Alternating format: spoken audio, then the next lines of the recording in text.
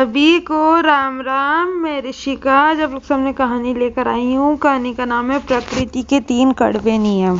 अलवर शहर के एक शांत कस्बे में विहान नाम का युवक रहता था।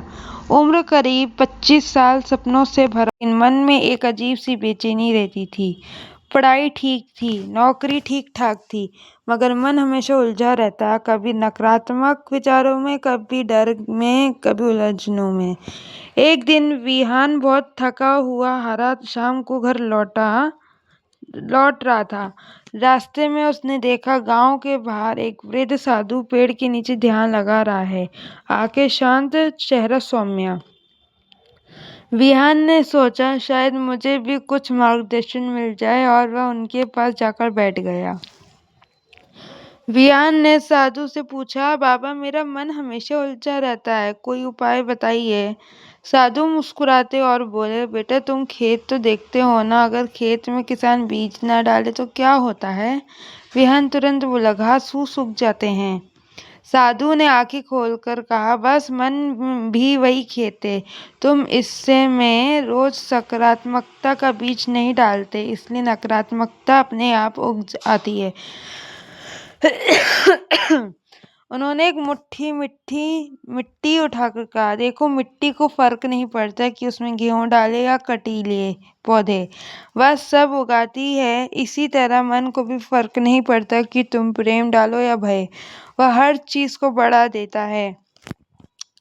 विहान पहली बार समझ पाया कि वह अपना मन खाली छोड़ देता था। सोशल मीडिया, तुलना, ईर्ष्या, हर चीज वह अपने आप जगह बना लेती थी।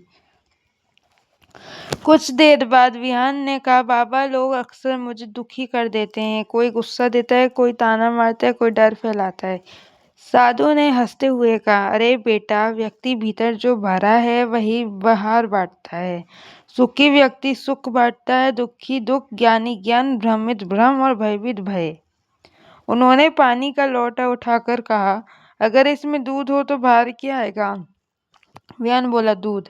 और अगर इसमें जहर हो तो जहर। साधु ने कहा, बस यही जीवन है, लोग वैसा ही देते हैं जैसा वे अपने भीतर रखते हैं। तुम यह मत देखो कि कौन तुम्हें क्या देता है, यह देखो कि तुम अपने भीतर क्या भर रहे हो। यह सुनकर विहान के मन में कुछ पिघला। उसे एहसास हुआ कि वह भी कभी कभी बिना सोचे दूसरों को चिंता, शिकायत और डर ही बांटता था।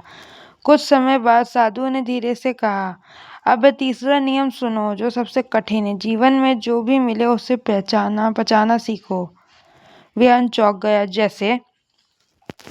साधु बोले, भोजन न पचे तो रोग बढ़ते हैं, पैसा न पचे तो दिखावा, बात न पचे तो चुगली, प्रशंसा न पचे तो अहंकार, निंदा न पचे तो अहंकार, निंदा न पचे तो दुश्मनी, राज न पचे तो खतरा, दुख न पचे तो निराशा, और सुख न पचे तो पाप।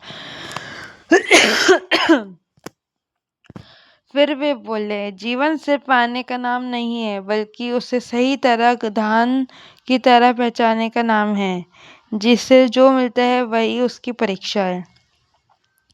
विहान कुछ देर चुप रहा। उसे समझ आया कि वह छोटी सी बात भी दिल पर ले लेता था, थोड़ी सी आलोचना से परेशान हो जाता था, थोड़ा सा सुख मिलते ही घमंड आ जाता था। शायद वह जीवन को पचा नहीं पा रहा था। उस दिन के बाद विहान ने 3 नियम अपने जीवन में उतार लिए। पहला, वह रोज सुबह सकारात्मक विचार पढ़ने और लिखने लगा। दूसरा, उसने तय किया कि वह लोगों से वही बांटेगा जो उसके भीतर अच्छा है। तीसरा और सबसे बड़ी बात, जो भी परिस्थिति आए उसे शांति से पहचाने की कला सीखने लगा। धीरे धीरे उसका मन शांत होने लगा, लोग उसकी ओर आकर्षित होने लगे और उसका आत्मविश्वास बढ़ गया। कहानी से सीख, प्रकृति हमें हमेशा सिखाती है, मन को खाली मत छोड़ो, भीतर अच्छा भरते रहो और जीवन की हर परिस्थिति को पहचाना सीखो। जय जय श्री राम, जय हिंद। सदैव प्रसन्न रहिए, जो प्राप्त है वही पर्याप्त है। धन्यवाद। जय हो, सदा आप सबकी विजय हो।